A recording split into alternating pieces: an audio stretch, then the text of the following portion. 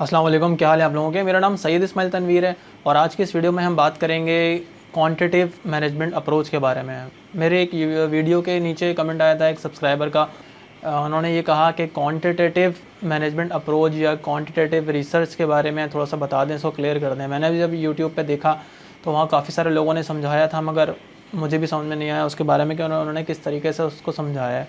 तो मैं कोशिश करूँगा अपने तरीके से समझाने की कि क्वांटिटेटिव मैनेजमेंट अप्रोच का क्या मतलब है, और इसके 2-3 एग्जांपल्स दूंगा आपको ताकि उससे थोड़ा सा क्लियर हो जाए पिक्चर।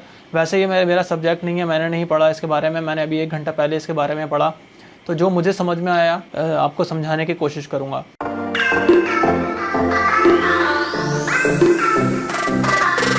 देखें, क्वांटिटेटिव जो एक वर्ड है, ये वर्ड हमें बताता है कि क्वांटिटी, जो क्वांटिटी होती है उससे ये निकला है, यानी कि 1 2 3 4 5 6 ये कितनी क्वांटिटी है आपके पास, कितने लोग हैं, कितनी प्रोडक्शन है, कितने आपने चीज़ें बनाए हैं, कितने मोबाइल फ़ोन्स आपके पास हैं, तो क्वांटिटी से ये निकला है। अब इससे आप ख़ुद ही ये समझ जाए कि क्वांटिटी की यहाँ बात हो रही है तो इसका मतलब है तादाद की बात हो रही है, कितने हैं, कितनी चीज़ें बननी हैं, कितनी चीज़ें आनी हैं, कितना सौदा घर में आना है, कितना सौदा पहले आना था और इस महीने कितना आना है, तो ये क्वांटिटी से निकला है। अब यहाँ बात हो रही है क्वांटिटी मैनेजमेंट की, तो इसमें जो है ना इसकी ब्रांचेज़ हैं, उसमें जो ब्रांचेज़ हैं वो मैं आपको पहले बता देता हूँ। इसमें जो ब्रांच है वो पहली ब्रांच में कहते हैं कि मैनेजमेंट एक साइंस है, दूसरा में वो कहते हैं कि ऑपरेशनल मैनेजमेंट भी है, यानी कि ऑपरेशन रिसर्च भी इसमें एक ब्रांच है। तीसरा वो कहते हैं मैनेजमेंट इंफॉर्मेशन सिस्टम। ये 3 ब्रांचेज़ हैं इसके, जिससे आप इसको समझ पाएंगे। सबसे पहले तो मैं आपको ये बताता हूँ कि ये जो थ्योरी है ये आई कब है। ये सेकंड वर्ल्ड वॉर जब हुई है, दुनिया की जो दूसरी जंग अजीम है, उसके बाद इसका एक कॉन्सेप्ट जो है ना वो ऑर्गेनाइजेशन में आया। जो सेकंड वर्ल्ड वॉर हुई है उसके बाद ये चीज़ देखी गई कि अब हमें जो ऑर्गेनाइजेशन में काम करना है वो किस तरीके से करना है, कैसे हम एक अच्छे फ़ैसले कर पाएंगे। अच्छे फ़ैसले का जो वर्ड अभी मैंने आपको बताया, इसका क्वांटिटेटिव मैनेजमेंट अप्रोच का सबसे बड़ा फ़ायदा ये होता है कि आपके फ़ैसले लेने में ये आसानी करता है। अब मैं आपको एक मिसाल देता हूँ कि हमारा एक घर है, हर घर का एक अलग अलग सेटअप होता है। अब किसी महीने मेरे घर में जो आटा है वो 10 किलो आया, अगले महीने भी 10 किलो आया।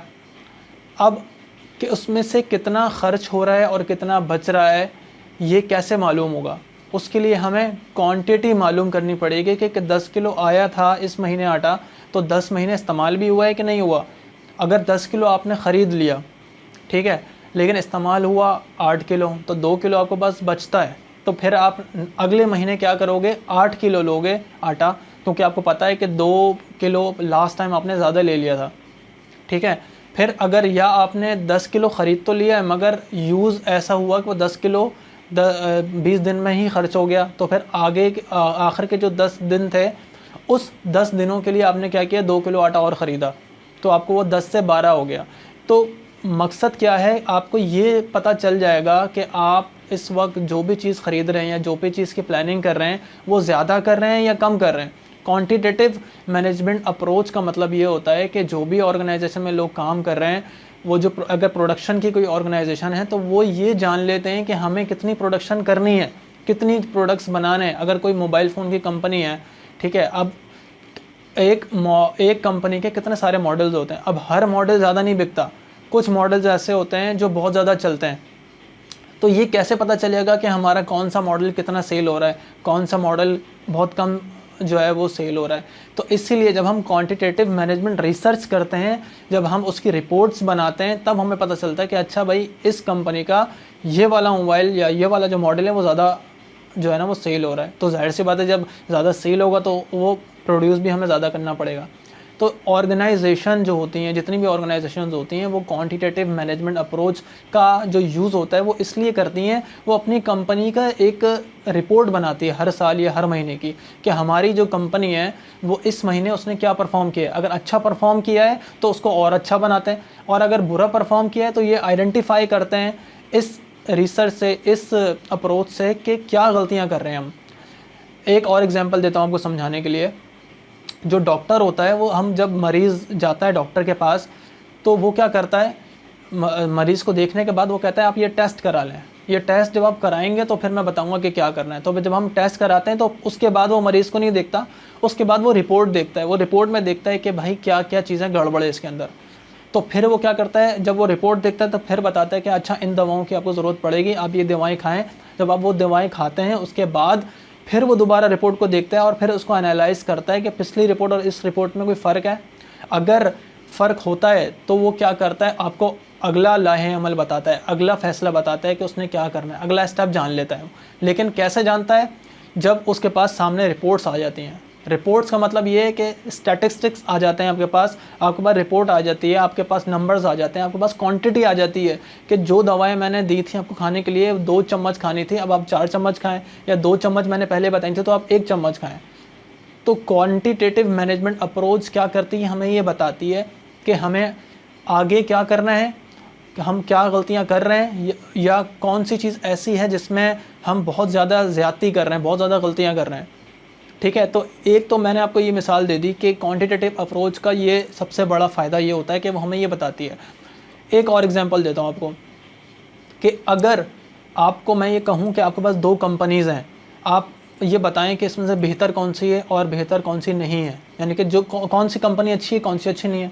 तो आप क्या करेंगे, उसकी रिपोर्ट्स देखेंगे। आप ये देखेंगे कि भाई इस कंपनी ने इस साल कितना कमाया, उसकी रिपोर्ट्स देखेंगे ना। तो रिपोर्ट्स हमें ये बताती हैं कि भाई ये जो कंपनी है ये इतने % प्रॉफिट में है और एक कंपनी इतने % लॉस में है। ठीक है, अब ये कैसे पता चलता है कि कौन सी कंपनी कितने % लॉस में है, या कौन सी कंपनी कितना लॉस में है, कितने प्रॉफिट में है, ये कैसे पता चलता है? वो पता चलता है क्वांटिटेटिव मैनेजमेंट अप्रोच से। क्योंकि वहाँ के जो मैनेजर्स होते हैं वो जब जाते हैं वो देखते हैं, उनके बैलेंस शीट देखते हैं, उनके अकाउंट्स को देखते हैं, अकाउंट स्टेटमेंट्स को देखते हैं, तो वो बताते हैं कि भाई ये कंपनी दिखने में तो बड़ी अच्छी लग रही है, ये बड़े अच्छे लोग आ रहे हैं यहाँ पे, वेल ड्रेस आ रहे हैं, आज बड़ी बड़ी गाड़ियों में आ रहे हैं, मगर इनकी जो रिपोर्ट देख के पता चलेगा ये तो लॉस में है कंपनी। तो जो रिपोर्ट्स होती है, जो क्वांटिटेटिव मैनेजमेंट रिसर्च होती है, वो हमें बताती है कि हमारी कंपनी कितनी पानी में। इसी तो मैंने अभी अकाउंट स्टेटमेंट की बात की। जो बैंक होते हैं, एक और एग्जांपल आपको दे देता हूँ कि जो बैंक होते हैं वो क्या करते हैं, वो अकाउंट्स की स्टेटमेंट देखते हैं। स्टेटमेंट देख के बताते हैं कि भाई ये अकाउंट क्रेडिट में है या डेबिट में है, लॉस में है, प्रॉफिट में है। तो हमेशा जो रिपोर्ट्स होती हैं वही हमें बताती हैं कि भाई इस कंपनी का क्या हाल है। अगर किसी को कैंसर है तो उसकी रिपोर्ट में आएगा कि भाई इसको कैंसर है और वो उसका क्या स्टेज है। अगर फर्स्ट स्टेज है तो उसके लिए इतनी ज़्यादा परेशानी की बात नहीं होती, वो रिकवर हो जाता है। लेकिन अगर वो 3rd स्टेज पे है कैंसर, तो बचना मुश्किल होता है। ये पता कैसे चलता है, हम वैसे भी किसी बॉडी को छू के, या कोई भी डॉक्टर 2 मिनट के अंदर नहीं बताएगा, वो हमेशा टेस्ट करेगा। टेस्ट में जो रिपोर्ट आएगी, उसमें जो नंबर्स आएंगे, उसमें जो आपकी मैथमेटिकल जो नंबर्स आएंगे, उसको देख के वो बताएगा कि इसकी क्या पोजीशन है। तो क्वांटिटेटिव मैनेजमेंट अप्रोच का क्या मतलब होता है, वो यही मतलब होता है कि हम क्या करते हैं, नंबर्स, क्वांटिटी को जो है आइडेंटिफाई करते हैं कि हाँ भाई इतनी चीज़ों की ज़रूरत है। इन्वेंट्री मैनेजमेंट आपने सुना होगा, मैनेजमेंट में इन्वेंट्री मैनेजमेंट बहुत ज़रूरी होता है किसी भी बिज़नेस के लिए, क्योंकि कितना माल ख़रीदना है, कितना बचा हुआ है, कितना और ख़रीदना है। तो क्वांटिटेटिव मैनेजमेंट हमें ये बताता है कि हमने आगे क्या करना है, कितनी चीज़ें बनानी हैं, कितनी चीज़ें सेल करनी हैं, कौन सी चीज़ें सेल नहीं करनी है, ये अब नहीं बनानी, कि डिमांड क्या है, सप्लाई क्या है, इन्वेंट्री कितनी है, रिपोर्ट्स कितनी है, हम प्रॉफिट में है नहीं है। तो जो 2nd वर्ल्ड वॉर जब हुई, जब दुनिया तबाह हो गई, उसके बाद जब उन्होंने रिकवर करना शुरू किया दुनिया को, तो उन्होंने ये देखा कि अब हमें इस तरीके से काम करना पड़ेगा, तभी हम इसमें सर्वाइव कर पाएंगे। तो जो भी ऑर्गेनाइजेशन है इस रिसर्च से ये काम लेती हैं कि वो अपने बिज़नेस को और डेवलप करते हैं।